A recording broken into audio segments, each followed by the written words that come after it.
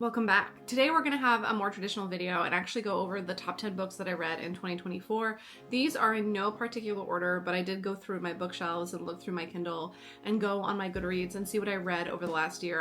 As of December 17th, I've read about 84 books. So of these 84, these are my top 10. So remember, like I said, these are actually in no particular order, but the first one is Heartless Hunter by Kristen Ciccarelli, I'm pretty sure is how you pronounce her last name. This is the first in a duology. I'm pretty sure the second one's going to be coming out next year. It's called Rebel Witch. This one is a YA fantasy romance. The main female character is a vigilante socialite. In the light of day, she is going to balls and parties, and at night she is fighting for witches and her community in a society that doesn't want witches there. And the main love interest is her best friend's older brother, who is the King's Guard, and so he is responsible for basically going after and hunting down witches. It's a true enemies to lovers. I really enjoyed this one. I think it was really fast-paced, really well written, and I had a good time, and I can't wait for the sequel. Switching genres quite dramatically, the next book I have is Educated by Tara Westover. This is a memoir of a woman who was raised in a highly religious, conservative Mormon family in Idaho. It is quite violent. Please check trigger warnings, but it is an incredible book. It's written so beautifully and I highly recommend it. Another deeply disturbing but also moving memoir is Know My Name by Chanel Miller. She is the victim in the Brock Turner case from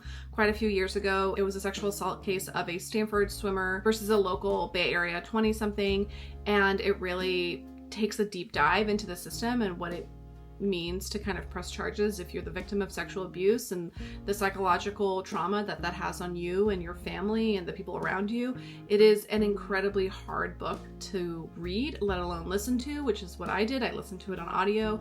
I do highly recommend it. I do think everybody should read this book, but I hesitate saying that because it is quite dark.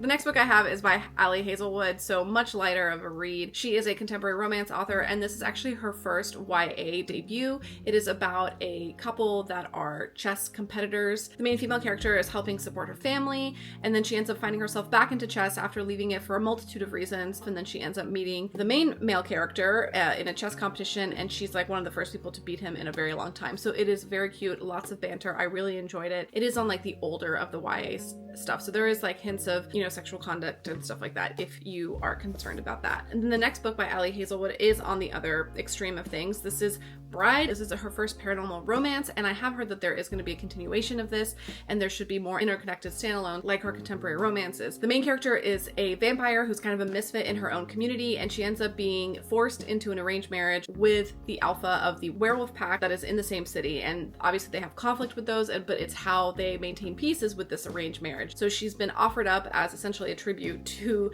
marry into this werewolf family, and then you find out if they end up connecting and finding love, and I thought it was a lot of fun. It is an Omegaverse romance, if that is something that you know, Google that at your own peril. That was not why I like this. That didn't really necessarily faze me, but I really enjoyed the main character. She was incredibly unlikable, and for some reason I took a liking to that. Then next up I have Six of Crows. This was awesome. I did do a vlog where I was reading this and I was rushing to get out of my workout so I could come back and read this book. It is so much fun. It is found family. It is a group of misfits coming together for this huge heist. There is a sequel. It's the first of a duology. It's within the Grishaverse universe. I do recommend reading the Shadow and Bone trilogy before diving into this because some of the characters from Shadow and Bone come up here, and the entire world of the Grishaverse is established in Shadow and Bone, and then you have these two books, and I loved them. They are definitely top tier, leaps and bounds better than the first three. However, I do still recommend reading the first three. Now we're back into fantasy romance, and this is a YA fantasy. This is the third in a trilogy in the Shadow Hunters world. This is Clockwork Princess by Cassandra Clare. I love this. I have not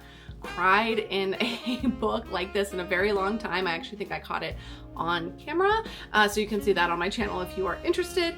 I love this. I don't want to get into too much detail, but this is the mold for love triangles in my opinion. I absolutely loved it. It was great. After reading the first three in the Mortal Instruments series, this was such a huge upgrade in terms of the way it was written, the storytelling, the character development. I love this one so much more than Mortal Instruments. I still have more to read, and I definitely have taken a break from this world, but I need to get back to it. Now this year I read the Crowns of Nyaxia series, and in the middle of the duology there is a novella called Six Scorched Roses, and I really love this. I almost like this better than the duology. I still really like the duology. This is a world of vampires. There's 3 different vampire royal houses, and they all kind of interact. And then this specific romance is between a human and an old, crotchety, retired vampire warrior. And it is really quite a beautiful love story, and it is incredible how much information and how much character development is built into quite a short book, especially when most fantasy romances are quite long and extensive, but this is really sets the bar for a much shorter format. And then finally, 2024 was the year that I finished Throne of Glass. I had the last few books to read. I started reading it right before the year end last year, and I had the best time. I am just holding up Kingdom of Ash because it is an incredible finale to a series. I really liked ACOTAR, but I really loved Throne of Glass, and I think it's a great book series.